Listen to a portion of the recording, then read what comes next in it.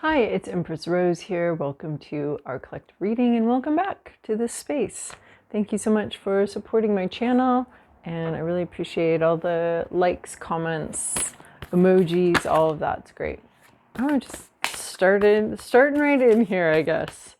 Before I started, I was doing some meditation, and sometimes I don't really understand what I'm seeing, so it's hard to determine whether that's going to be relevant to anybody or anything like that. So I'm just going to share with you what I found back there in the ethers.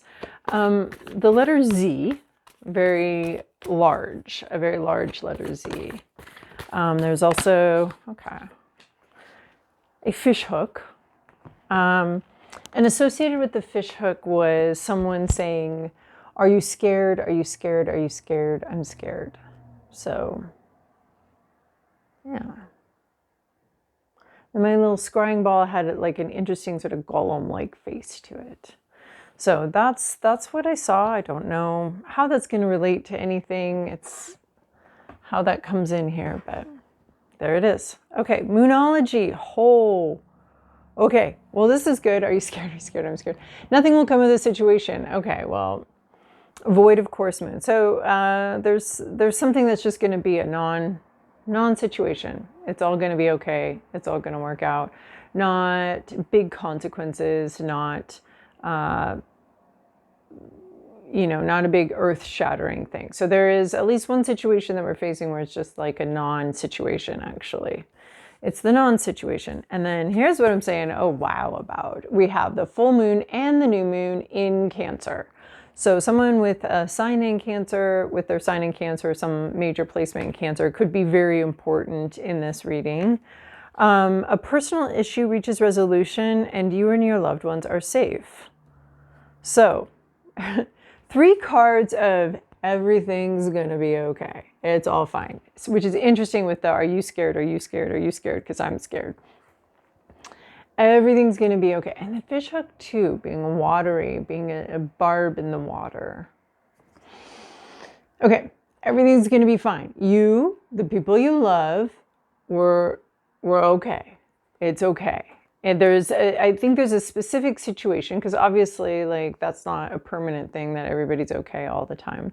Although it kind of is, but that's a perspective that's like hard to maintain when you're down here. But that's a higher perspective. Everybody's okay all of the time, no matter what's going on. And that's not a perspective you can tell other people. That's a perspective you come to yourself at certain points in time. But in this situation, we're talking about a very specific situation. There's resolution, it's resolved, everybody's safe, everybody's fine, everything works out. Well, not in a big way. Everything is just fine. It's fine. It works. There's no danger. I like this as an answer to the are you scared? You and your loved ones are safe. Resolution. And it's just a non-situation. So, but it's okay. Everything's okay.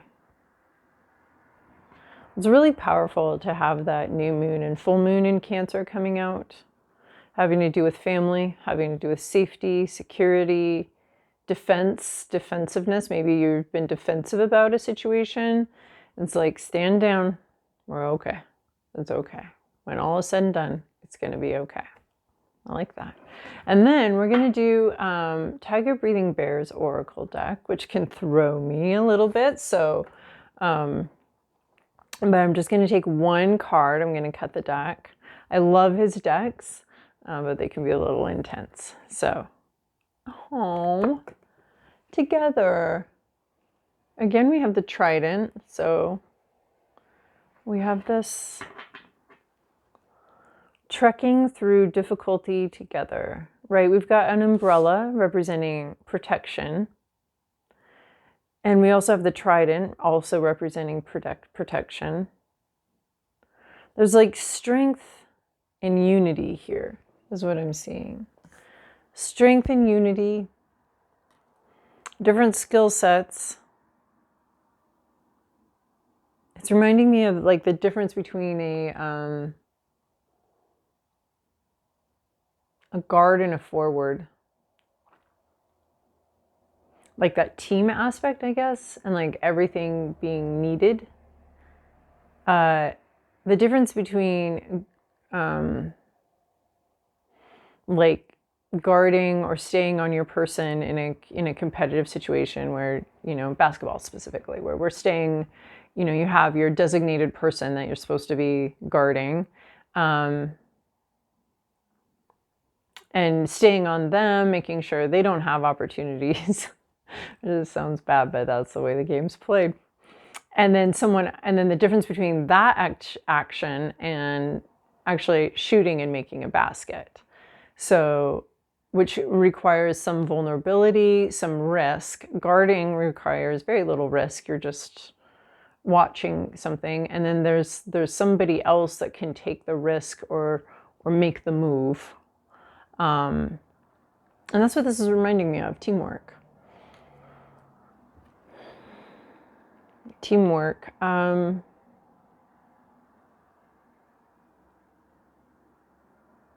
Why do I feel like who guards needs to shoot and who shoots needs to guard? There needs to be a role reversal. That's just how I feel. Here, the card's not really indicating that. Something about shoes and footwear, maybe the shoe being on the other foot. It's really...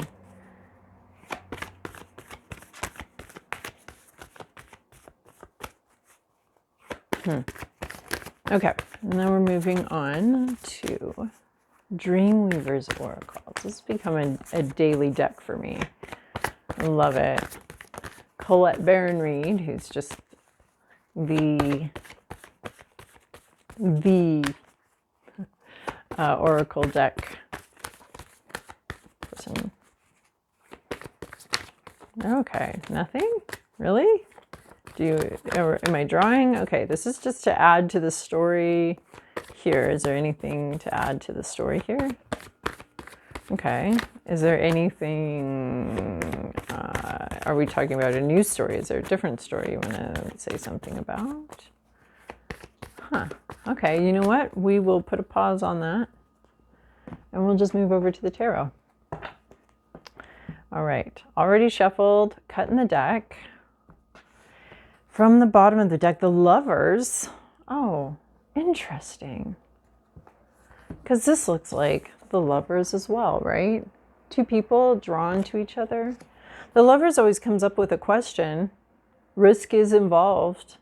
Drawn to something. It could be a life path, it could be a job, it could be a person. Usually we think of it as a person, right? The Lovers is kind of confusing because on the one hand, we want to be like, the Lovers, big romantic love. On the other hand, some of the traditional meanings about the Lovers are, you know, choices and decisions that have to be made. Choosing from the heart. There's a practical choice. There's a heart-filled choice. There's difficulty in the choices. It's very Romeo and Juliet. Like, are we going to piss off our whole families and do this impractical thing of going together? Or are we going to, you know, obey tradition? And there's also, well, of course, like Fiddler on the Roof is the same way too, right? Because the Jewish daughter falls in love with a Nazi early on in the situation. And the father says, you know, a bird may love a fish, but where will they live? And so it creates this whole issue, like, are they going to be together or are they going to be in their separate camps? I don't really like that musical, but it comes up here a lot. So the Lovers, yeah, these choices, these decisions, are we going to go towards something that brings us alive and makes us feel like this is all worth it? Or are we going to continue? Oh, that sounds so stark. Didn't mean to go that dark with it, but are we going to, you know, follow the rules? Or are we going to like take this leap of faith, this risk, calculated risk? The Lovers are to me. So being really strongly drawn to something, but the journey towards that thing is not easy or simple. Past, present, inner landscape, what's at issue, environment, to-do list, possible outcome. Wow, this has like just calling tractor beam guides, imagery all over it. This is got this guides. This has this like being called to something, being called out of something, being pulled. It's like a tractor beam feeling here of just like a tractor beam. What is it? Like a spaceship that's just kind of pulling you up. Not that that's ever happened to me, but that whole idea that something can draw you into it. So the imagery here is very much of calling, being drawn in, being pulled towards something. And just straight off the bat, there's a lot of mystical energy. Oh my gosh, high intuitive energy. Very intuitive situation here. Something that you love. All right, in the recent past, use of emotions. This is interesting. This is what we had last week in your to-do list. This King of Cups, handling your emotional liquor, having maybe strong emotions, maybe overflowing emotions, and dealing with them, coping with them, sitting with them, letting them overwhelm you. Sometimes with emotions, especially really strong ones, it feels like it's going to physically harm us to feel them and to let those emotions go through our body. You know, our body gets this intense feeling and we have to go do this or go do that or go make this or go change something. And this is really sitting with it. And not like there's looking on the bright side, and then there's also the sense of being really honest with yourself about what you like in your life, what you don't like in your life. And it can be really hard to you want to push away from what you don't like or cover it up or be like, oh no, this is fine. And that's really important to do that, to be grateful, to look for the bright spots and stuff like that. But it's also really important to be honest with yourself. I think we can all tell when we're not being honest with ourselves. So at least for a moment, be honest with yourself. So this is handling that, dealing with real, honest, raw emotions that maybe felt a little overwhelming. Emotional maturity. So this could also be like a therapist or actually a lover, someone that you did love, someone that loved you, someone where there is a lot of shared love. Both people feeling very strong emotions, overwhelming emotions, and yet being able to handle them, being able to cope with them. Your current situation, hope, reasons for hope. The Star card, it's distant, it's wishes. But there are reasons why you have these wishes, reasons why you have these ideas and these hopes and these dreams. There's a reason for it. Looking forward to something. Being inspired.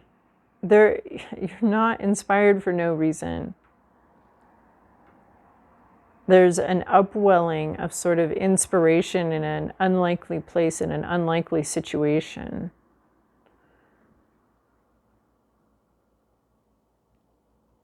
It's not strange. It might feel strange and unlikely, but it's not. There's a reason why you have this hope. There's a reason why you have a dream. I think we got that last week with the Wild Kuan Yin. No, that was a private reading. So there's reasons why you have this hope, but the concept still applies. You dream of what you dream of for reasons. It's calling you just as much as you are calling it. So there could be like fame, fortune, obviously, and obviously this one in particular has a spotlight on her. She's finding the spotlight. She's in the spotlight. She's being highlighted, but there is a bigger dream. There's a wish. And in this one, she has caught a wish. There is a wish fulfillment. She has something in her hand and is dreaming of more. So it goes like the numbers, like this is 17, 18 is the moon, 19 is the sun. So 18, so it's like this emerging light, right? And the sun, as we see it clearly, the moon is, we're having doubts, but it's still clearer than it was. And then the sun is like this far off distant, or the star is like this far off distant sun. And then the sun kind of gets closer. but there's a reason why we're seeing the star and we're wishing upon the star. Hopes, fears, inner landscape, awakening. I think you'd like results. You'd like, this is the Judgment card. You'd like to understand something, I think. See something, understand something, be made aware of something, have something be revealed.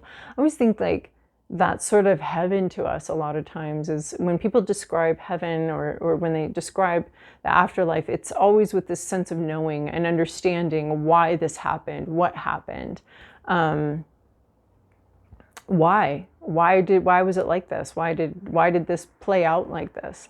And so that's the Judgment card, is sort of like understanding that. Sometimes I see the Sun card there too, but understanding that, seeing clearly something. But this is also getting results back. So it's like, yeah, getting, like you put a test in, maybe a blood test, maybe a test for school or something like that, and you're getting the grades back. You're understanding like, okay, this is what's going on. This is what I see. This is, here's the assessment. Here's what's going on. And then we can make decisions based on that. So, and then the card after that is the World card. So it's like, are we going to redo the paper that we put in and we got all this feedback on, or are we going to just move on to the next class, next lesson, and accept this as it is? So there's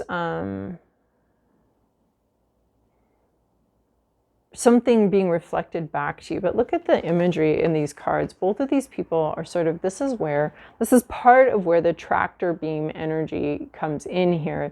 The attraction, maybe you want to know why you're dreaming of what you were dreaming, or you'd like to see some results. Like, right, the Star card is this hope. If the Star card is hope, the Awakening card is like wanting to see the results of that hope, wanting to understand. And this understanding changes future behavior. So it's like what you want is some feedback. Thank you, Jack. Hold on. Okay, so the Star card is, you're really hopeful about something. Something looks like it might be a good idea. Maybe this has to do with someone in your past, that something happened and you had to be really emotionally mature about it. And this Awakening card is kind of wanting to understand, or wanting more information, or wanting more information about something. Like, it's hopeful, but you still need to know a little more. Seven of emotions reverse is where, what's that issue? Some seems to be like overwhelmed, a lot of overwhelm by things, or not seeing good options. So there's like not seeing how you can like have good options, or how to go about something, or what the right choice is. Like, it's like you want more information before you make a decision about something.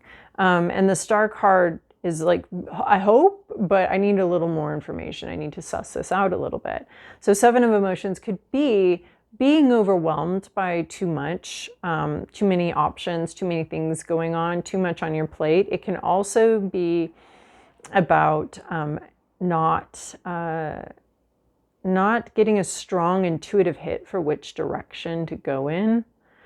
And so not seeing the right option, like being overwhelmed and having that really strong sense of overwhelm that makes it really difficult for you to make a choice or a decision, because it's very confusing. There's a lot of interchanging parts. It reminds me of like problems and issues where there's like a lot of what we would call that like traffic at the intersection. There's a lot of traffic at this intersection. So it's sort of like there's so much going on, so many either options or ramifications, that there's a traffic jam here. There's just a lot of traffic jam at this intersection. There's a lot of emotions, a lot of things to consider, a lot of people trying to go different places and trying to sort out different things. There's like a lot going on here. And so it's overwhelming and maybe creating either a mental gridlock, an emotional gridlock, or even a gridlock in like not being able to move things forward, because if you pull, it's like I'm trying to undo a knot is what I'm seeing here. And like every time you pull on something, it tightens something else. And so you're starting to get the feel of this knot, and it's starting to feel a little impossible to unravel and undo. And my voice just suddenly. Okay. So, in your environment, you have Queen of Inspiration. This person's just minding her own vibe. They're not really concerned with you. They're not concerned with what you think, which is great, in my opinion, but they're just doing their own thing. This could be a very creative person, an artist, a highly spiritual person. They're very intuitive. They're not really trying to drum up business or get you on board. They're not trying to, they have no need to convince you that what they're doing is great or what they're doing is right. They're actually like in the part of doing it, of creation, of dreaming, of doing something. And they're not really asking for your input or trying to get you to join them or believe them or anything like that. They're really absorbed in the doing of the thing. So with the Queen of Inspiration, I see someone who's the artist, who's absorbed in making their art or their creative or spiritual practice or something like that. They're just absorbed in the doing of it, in the creation of it, in the dreaming of it, in the visioning of it. And that's what they're doing. And then, you know, if with this were the King of Inspiration or the Muse of Inspiration in this deck, it would be more like teaching and trying to show other people what they did and how they did it. But this isn't someone who's teaching or showing anybody what they did or how they did it. All right, Jack has the zoomies. I guess. So Queen of Inspiration, she's just really vibing with herself. But again, it's got this like tractor beam guide. These ones though have their eyes wide open. They're very much aware of their surroundings and would like their surroundings. This is your hopes and fears, remember, wanting feedback from the surroundings, wanting to understand your surroundings so that you can change what you do and how you do something. And so this tractor beam energy, she's not necessarily being tractor beam. She's in her own bubble, in her own world. She's not really concerned. She or he is not very concerned about other people. Very spiritual card, highly creative card. Your to-do list is the High Priestess.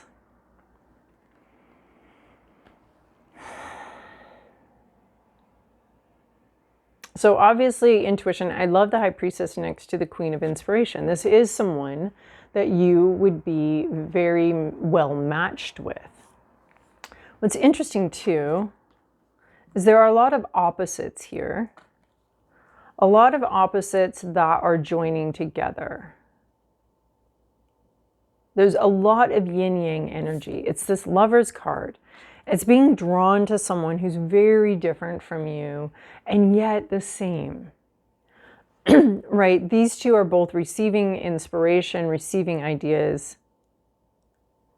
This one has their eyes closed. They may not see you. This may be a person that's not necessarily seeing you. They're just very absorbed in their own thing.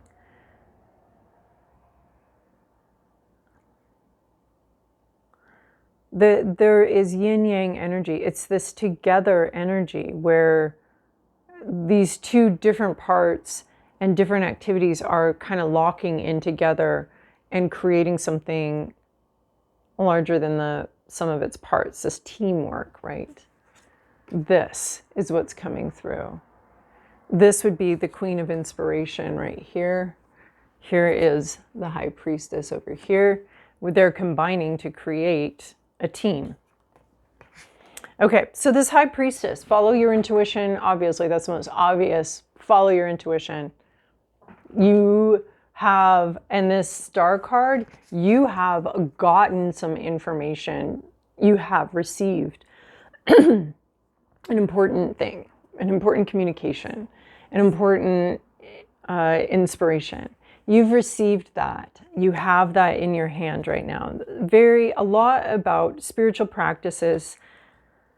Yeah. And the High Priestess here, revealing some things, but keeping some things to yourself. So that is, you know, the High Priestess knows way more than they let on.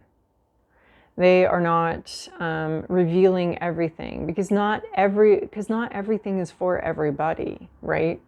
So they have you have your own information. You have an abundance of information. You're only sharing part of it. Your intuition will tell you what's safe to share and what you're keeping to yourself. And it's not because it's unsafe, it's just not time to share everything. You're not getting the Sun card. You're getting the High Priestess card. You are following your intuition, and you are not necessarily being very obvious about all of the moves you make. You're not being secretive. We're not getting the secretive card or the stealing card. We're getting the intuition card. And it could be that you know you have the whole story and you're just revealing part of it. Yeah. There's a partial emergence. It's really interesting under the Star card. We have actually a lot of major arcana here on the table. This is a big, long story.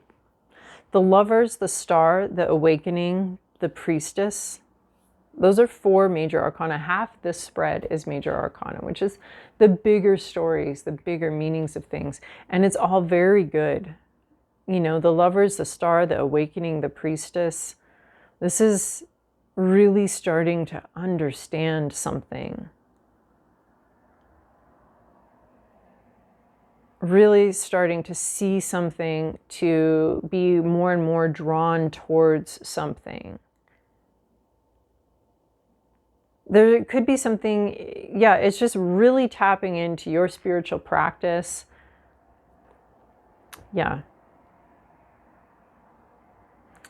Yeah, touching your intuition. There's the Moon is here. It's interesting. It's like there's the hint of the Sun here. We're hinting at the Sun. We have the Star. We have the High Priestess. She's holding the Moon, her intuition, in her hand. She's touching it. She's piercing her hand with it. Her third eye is wide awake. Her crown chakra is rising up from her own head, from her own growth. Wow, Jack is really just going here.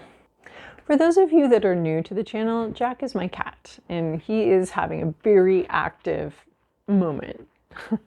So, Page of Pentacles is where we're going. So you are embodying High Priestess energy, strong faith, strong spiritual practice, and also not telling everybody everything about what you know. Keeping some things to yourself, revealing what seems right to reveal in the moment, but keeping a lot to yourself. Here we have Page of Pentacles in the future. A new coworker, a new person, a child. This can actually be an actual child here. And yeah, keeping your intuition to yourself here a little bit, some of it. So then, but Page of Materials is very physical. It's very real. There's like a new person here. Either you're the new person and you're starting the new job. Someone else is starting something new. It's a new person. So that's either going to be new to the planet, like a child, or new to a certain situation, like a new roommate or a new coworker or something like that. Or maybe you're the new person. This is a new person, but they have a vision. They have an idea of where they want to go. They're looking up to somebody and they're really thinking about how to grow themselves. So this is interesting because there's so much intuition here, and then it all comes down to this physical person in your reality. And they may be a child to you. They may not necessarily be like a child, but they may be your child. Yeah, something it's new and it's real. Is there anything else I'm getting off of that?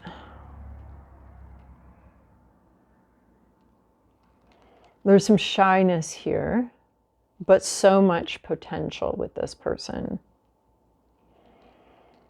or with this situation. Maybe you're becoming the Page of Materials. Maybe you're getting an intuitive vibe that you need to start something new, go someplace new, be the new person.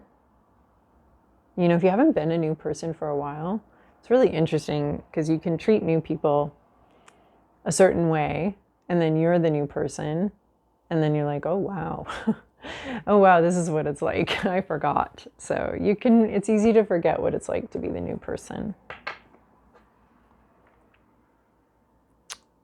So there is some child energy here, you know, and you and your loved ones are safe.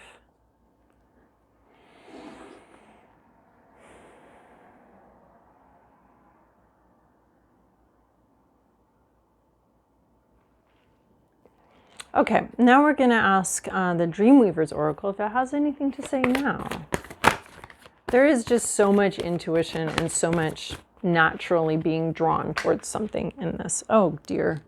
Okay, we have 3.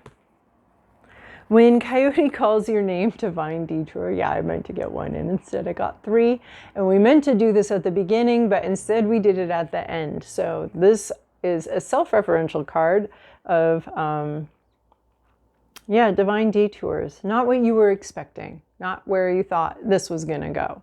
But it seems like it comes out in the end and it's good.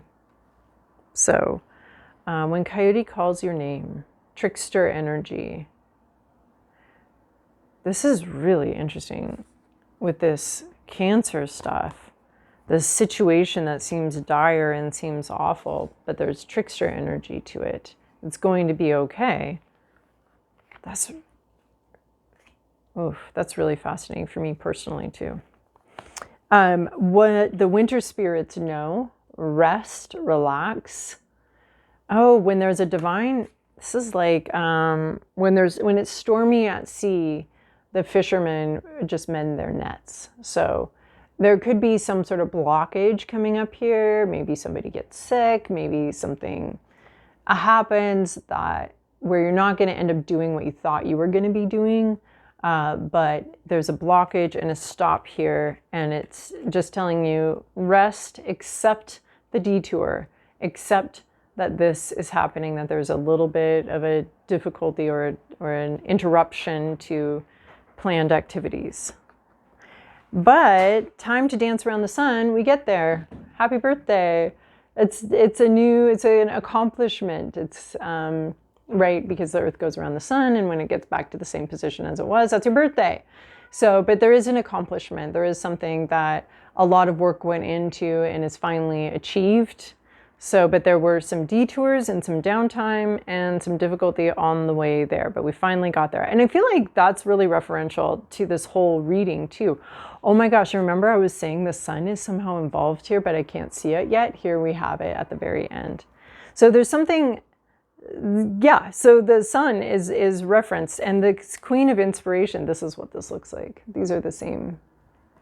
There's an accomplishment here. Some detours, a little bit of a bumpy road, a need to rest and recuperate and not charge forward, but pull back. This High Priestess can talk about that too. A time for visioning.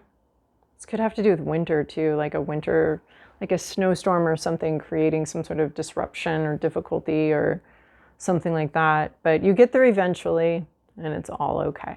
All right, well, hopefully that was helpful for you. Thank you so much for joining me here. I so much appreciate all of your support. Like, subscribed, and comments, emojis, all of that's so helpful. Thank you so much. Love you all.